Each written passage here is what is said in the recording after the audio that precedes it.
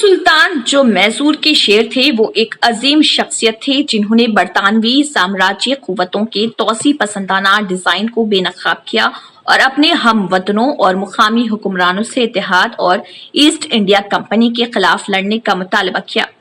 टीपू 10 नवंबर 1750 को कर्नाटक रियासत कोलार जिले के देवानाहली गांव में हैदर अली के घर पैदा हुए थे, जो जनूबी हिंदुस्तान का नेपोलियन के नाम से मशहूर थे।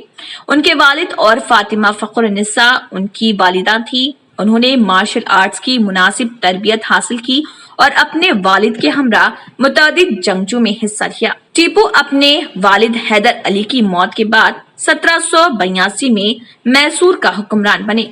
मैसूर की जिम्मेदारी संभालते वक्त उन्होंने अपने लोगों से ऐलान किया, अगर मैं आपकी मुखालिफत करता हूँ तो मैं अपनी जन्नत, अपनी जिंदगी और अपनी खुशी खो सकता हूँ। लोगों की खुशी मेरी खुशी है। मैं नहीं सोचता कि जो भी मुझे पसंद है वो अच्छा है, लेकिन मैं गौर करता हूँ कि जो कुछ भी मेरी आवाम की ख्वाहिश है वो मेरी ख्वाहिश है। वो जो मेरे लोगों के दुश्मन है वो मेरे दुश्मन है, और जो लोग मेरी आवाम को परेशान कर रहे हैं तो मैं समझता हूँ कि वो मेरे खिलाफ जंग का ऐलान कर रहे हैं। वो कन्नड़, तेलुगु, मराठी, अरबी, फारसी, उर्दू और फ्रांसीसी जुबान में उबूर रखते थे। टीपू सुल्तान ने सारी जिंदगी अपना वादा पूरा किया। हैदराबाद और मराठों के निजाम की तरफ से मुसलसल हमलों का सामना करते हुए टीपू सुल्तान शुमाल में वाक़ दरिया कृष्णा से लेकर जनूब में डेडिगल तक अपनी सल्तनत को तकरीबन 400 मील तक और मगरिब में मलाबार से लेकर मशरकी घाट तक अपनी सल्तनत को बसत देने में कामयाब रहे। इसकी 17 साला हुक्मरानी में टीपू सुल्तान ने जदीद तिजारत, सनत, ज़राअत और सिविल इंजीनियरिंग की हौसला अफजाई की। इसने छोटी छोटी मुजरिमों को सजा के तौर पर जैसे पौधे लगाने जैसे कम्युनिटी के काम तफवीज़ करके इस्लाह करने की कोशिश की। टीपू सुल्तान एक कसीर सानी फर्द थे। वो कन्नड़, तेलुगु, मराठी, अरबी, फारसी, उर्दू और फ्रांसीसी जुबान में उबर रखते थे। उन्होंने तालीम की फरोग के लिए सख्त मेहनत की। टीपू जैसे उसके वालिद सेक्युलर आउट नजर रखते थे और तमाम मजाहिब के साथ गैर जानिबदार थे। अंग्रेजों ने टीपू को जनूबी हिंदुस्तान में अपना दुश्मन नंबर 1 की हैसियत से शनाख्त किया।